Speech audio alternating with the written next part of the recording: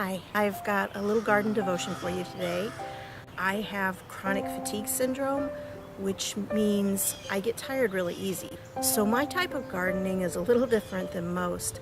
I found that if I do containers, I can do one container at a time and it's not quite as overwhelming. And that's really how it started. I started with 6 containers because I saw my neighbor who had some cement blocks and she was building up dirt in there so she could plant a few things. And I thought, that would be so much easier because I don't have a tiller and I don't have the strength to work the soil. And at the time, 6 containers was almost too much for me to care for. But I dug together some containers. I have cats, and so I have cat litter buckets, and my garden is made up of cat litter buckets. So I drilled a few holes in the bottom, and I did 1 container a day. That's all I was able to do, so it took me 6 days to get my containers together. Now I can do a few containers in a day. It depends on the day, but the dirt's already in them and I don't have to mix it. And I use Mel's Mix, if you've heard of that, which is basically 1/3 sphagnum peat and 1/3 vermiculite and then 1/3 compost. A variation on that. I also use a few other things, but we'll talk about that more in future episodes, I think. For now, what I want to do with this channel is I want to give you some verses that I come up with and how I see the spiritual truths as I'm gardening. Because I see so many things. It's like God has taught me a lot. And I don't like having this chronic fatigue, but it's taught me so much about God and I've been able to rely on Him a lot more. So if you wonder, about me, that's kind of the basics. The verse that I want to focus on today is 1 Corinthians 15:20-22. I read this morning and I thought, that's perfect. This is the Wednesday after Easter. We just had Easter a few days ago, and the resurrection has been on my mind and what Christ did for us. So this verse, I think, I love the first part of 1 Corinthians 15 because it's like the gospel in a nutshell. It's all right there, everything. So this verse says, "But Christ has indeed been raised from the dead, the first fruits of those who have fallen asleep. For since death came through a man, the resurrection of the dead comes also through a man. For as in Adam all die, so in Christ all will be made alive." And I think about that when I was planting the seeds. You start out with a seed, and it's so tiny, and it looks so dead. It looks like surely there's nothing that can come out of this. It's dry. It's just lifeless. It looks lifeless. And then you put it in soil. It gets wet. It gets the warmth of the soil works with it. And all of a sudden you have this life shooting up. And that's one of the things that I really enjoyed about gardening. Because when I started, like I said, with 6 containers, I just sat and watched the plants. Because to me, it was like I could do something. I wasn't doing anything. Obviously, God was doing it all. And He's, set up this wonderful ecosystem where you put seeds in dirt and they grow. It's just amazing to me. So that was something that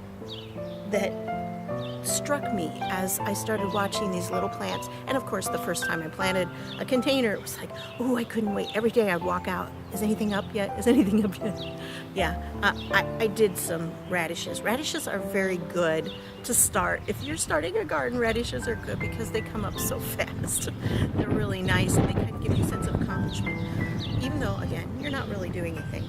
But I have that sense of accomplishment because I see God's hand at work in this. I see the lifeless seed, and then it sprouts. It comes to life. And that's what I think happens. That's the whole story of the resurrection. You had this shell that, Jesus took on the form, the Son of God, took on the form of man. And as Jesus, He died for us. And that human shell died. And then we have the resurrection, which was that coming back to life in a new, different, glorified form. And I'm kind of looking forward to a glorified form where I'm not tired all the time. So that's the verse that I wanted to share today. I'll show you a little bit of my garden. It's in very bad shape right now. In October of last year, I had a 16-year-old dog that I dearly loved. I'd had her for 16 years, and she passed away, and a lot of my energy went to taking care of her. So the garden didn't get a lot of attention last year, and unfortunately a lot of weeds have sprung up, and I have a lot of extra work to do this year, but we'll get there. It's a little at a time. That's kind of how I have to do things. So I plant a few here, a few there. I have about 19 containers planted right now, and 3/4 of my raised bed. So I'll give you a little bit of a view of that so you can see what kinds of things I'm doing. I like watching things grow. So that's kind of where we're at right now. I have a couple more plants that just got up high enough that I'm going to have to replant them too soon, but we're supposed to have a couple more days of 30-degree lows, I think it says 37, 35. So I don't want to really do too much, because all of those I'm going to have to put somewhere when it gets cold so they don't get frosted. And I don't really know what I'm going to do yet, because my nephew is keeping his mower in my shed so he can mow my lawn easier. And so I can't put him in the shed now. That's where I had planned, but oh well, things, you gotta go with the flow, I guess. All right, let's take a little look at the garden. Now you've got this year I started something new with the containers. I started writing the, let me zoom in here. I started writing what I put in them, because I used to put like popsicle sticks, and that just was a pain. So, and then they deteriorate, and it's just not good. So I'm writing it inside, and I'm putting the date so I will know which it is. Now, this is supposed to be beets. I've got to admit, I don't see a lot of beets in there, and there are other weeds, so I'm going to have to wait. Now, there are some beets. I know for sure these are beets right here. Those are beets. So we'll just wait. I'm not pulling anything out. I think some of it is weed, but I'm not sure. I have some bok choy coming up. For some bizarre reason, it all came into the, all went in the same thing. Oh, pardon my neighbor and his very large truck. But these are the bok choy. It's like a toy choy, I think. It's supposed to be very small. And this is supposed to be Brussels sprouts, but you know what? Just not seeing them. I'd see a lot of grass, I think. So we'll see. The dill, again, I think it's really hard to tell. I'm not pulling anything until I'm sure on this, because dill kind of looks like grass anyway. Okay, one of the problems I have with chronic fatigue is that I really have difficulty thinking. Sometimes I get a brain fog, is what they call it. And I was kind of tired the day that I did these 2 containers, and so I think I messed them up. I think I got them backwards. But this is supposed to be cauliflower, but it doesn't look like cauliflower to me. I don't see anything in there that looks like cauliflower. However, I see something right here. This is new. This is new. Oops, sorry. Right there. I think that's celery, which is what is in this container. This is supposed to be celery. And these 2 look like cauliflower. So, and I don't know why those are the only 2 I see in here. I don't know. I'm going to have mustard greens. I've never planted mustard greens before, and I don't think I've ever eaten them. However, I've gotten into a lot of different kinds of greens, so I'm pretty sure that's the mustard greens there. This is a weed, and I will get rid of it, but not yet. It's got too many small little mustard greens next to it. And a lot of this, when I planted them, I planted a lot more than I should per square foot, because I kind of do square foot gardening, obviously, since that's what the containers are.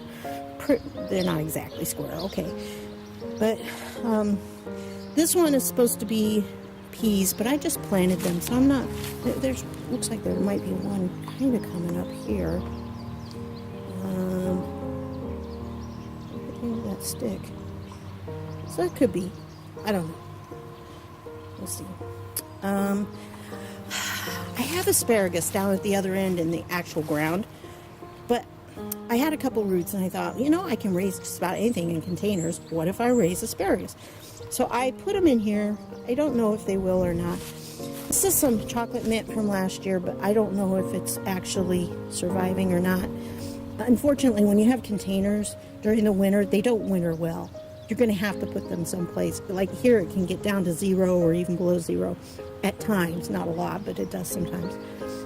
I'm in northern Indiana, and I didn't take my chocolate mint in last year, which I really am so sorry I didn't. But this is what it looks like after a year, and I didn't put the container down in. I'm telling you, things were just not, I didn't do things well last year because of the dog. These 2 containers, I don't know if they will produce anything or not, because I had an orange bell pepper from last year that I didn't pick, and so it was left over, and I planted it, and we'll see if it grows. Same thing here. I had an eggplant that I didn't get to, so I just put it down in there. We'll see. Who knows? If it grows, it grows. If it doesn't grow, it doesn't grow.